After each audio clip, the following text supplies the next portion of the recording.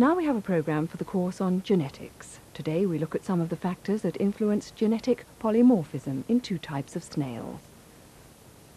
There'll be another programme for this course, Changing Britain, Changing World, in a fortnight's time, when we'll be looking at industrialisation in Brazil.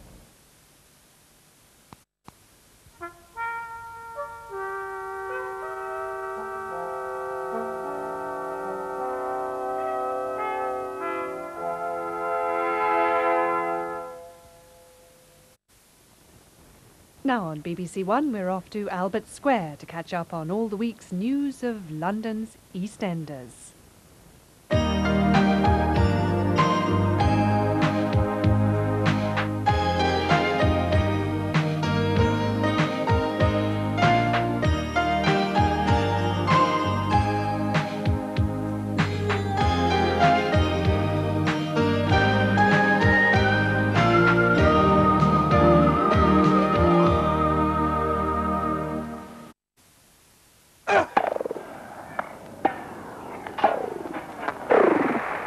Wimbledon on BBC television.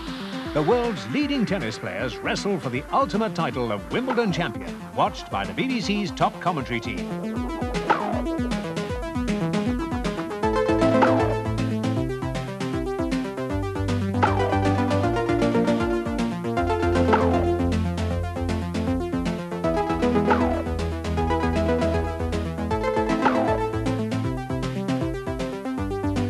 The rallies, the rows, the rich rewards, all part of BBC One and 2's exclusive coverage of the toughest test in tennis, with the best of the play in Match of the Day each evening on BBC One.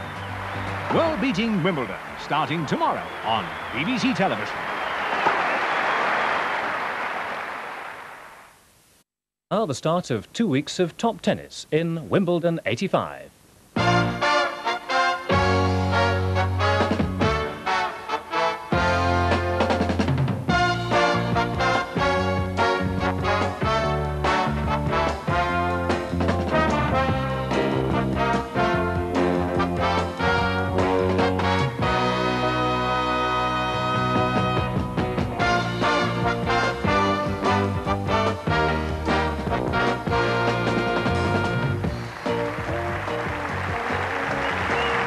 Three times John McEnroe has won Wimbledon. Today he opens his 1985 defence, but it will be slightly delayed.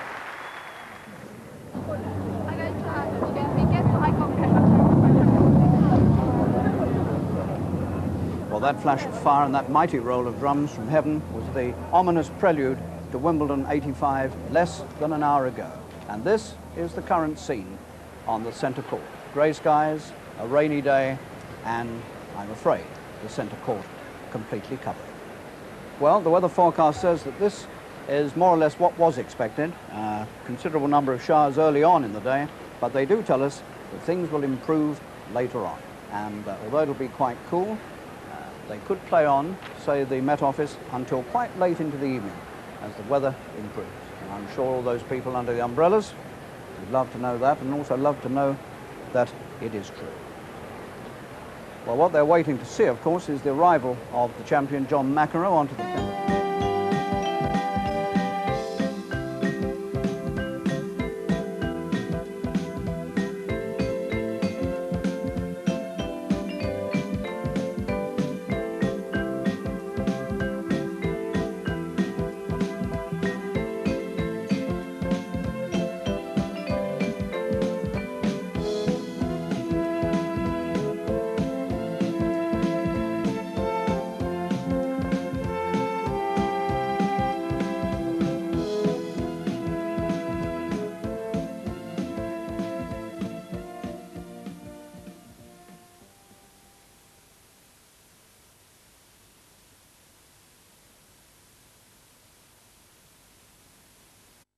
To a greeting from the heavens today, rain delayed play, but it didn't stop spectators from braving the weather. Michael Cole went to investigate.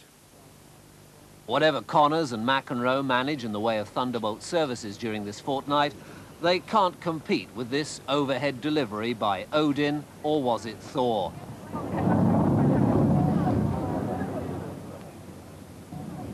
Thus, on Midsummer's Day, the British weather welcomed an expectant world to the All-England Tennis Championships.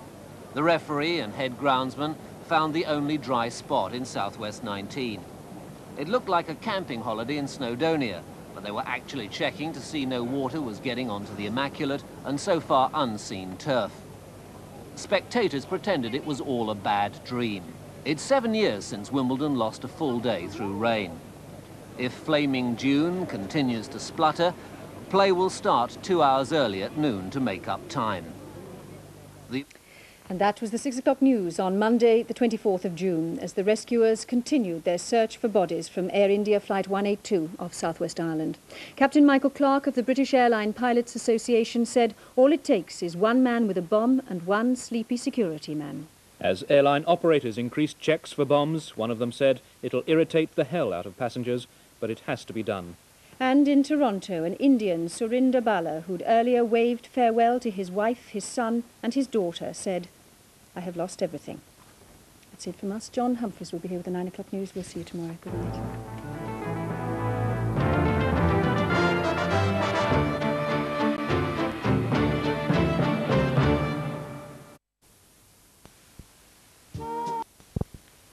Now in Daytime on 2, some bits and pieces in Look, Look and Look Again. This is BBC 2.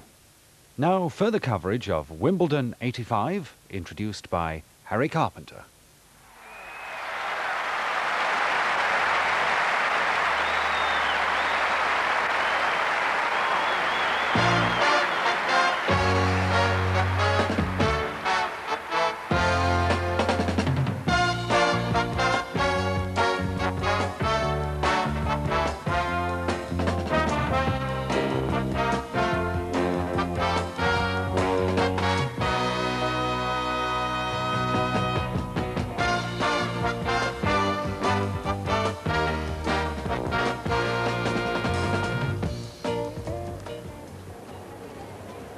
Good afternoon. The sound of rain hitting Wimbledon again for the second day and hitting it at this moment very hard indeed.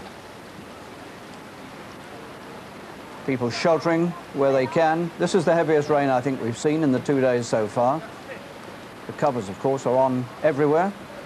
But let me tell you that we did have sunshine this morning, and in fact, play got underway as scheduled at 12:30 on the outside courts.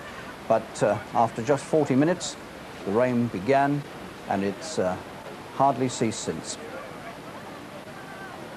This is the current scene on the centre court. A few moments ago, they raised that canvas into its familiar tent shape, which is always a sign that they expect fairly prolonged rain. However, when it does cease, and we're hopeful that we're going to get brighter weather a little later, this is the programme scheduled for trade on dark again. Just look out here behind me. The sky is absolutely black. I don't think it's going to last. It hasn't taken anybody by surprise, at least not the Met Office, because they warned us a few minutes ago that this was on its way, moving very slowly, they say, and should take about 20 minutes to pass over. They describe it as a very normal shower, but looking out there, that doesn't look too normal to me. Anyway, you will know, I dare say, that just before 2 o'clock this afternoon, we had the most amazing storm. It really was a fantastic rain and electrical storm. And, well, it was a bit frightening at times. However, our wizards in the videotape department have set about and set it all to music.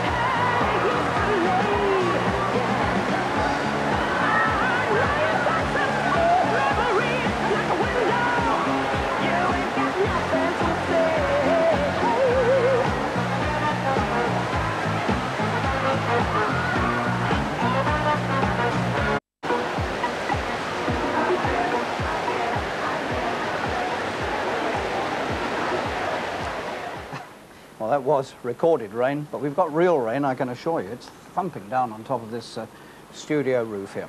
Now, let me put you in the picture about the first of the semi-final. It was only an hour and a half after all that lot that you've just seen that play began on the centre court, because they got the covers on early before the rain started, thanks to a warning from the Met Office.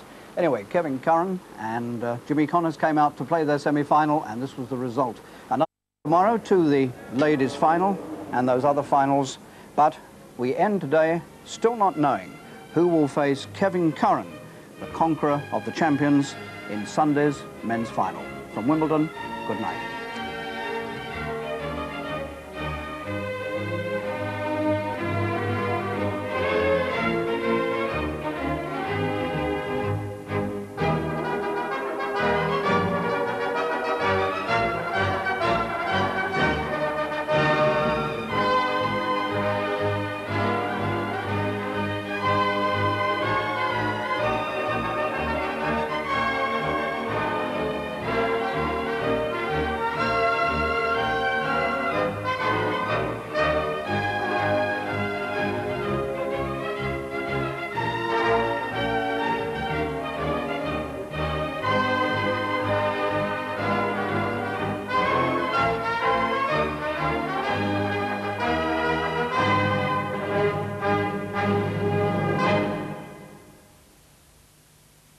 Wimbledon by Harry Carpenter.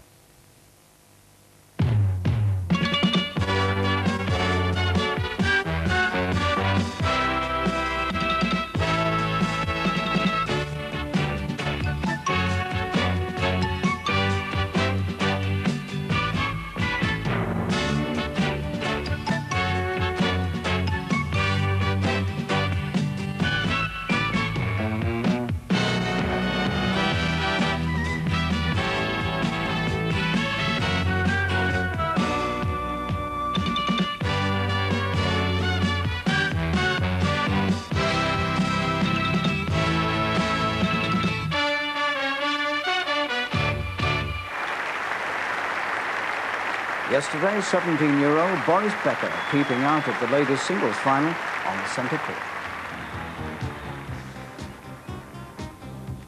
Today, Becker will be one of the central figures on this famous stage and set to make history in the men's singles final.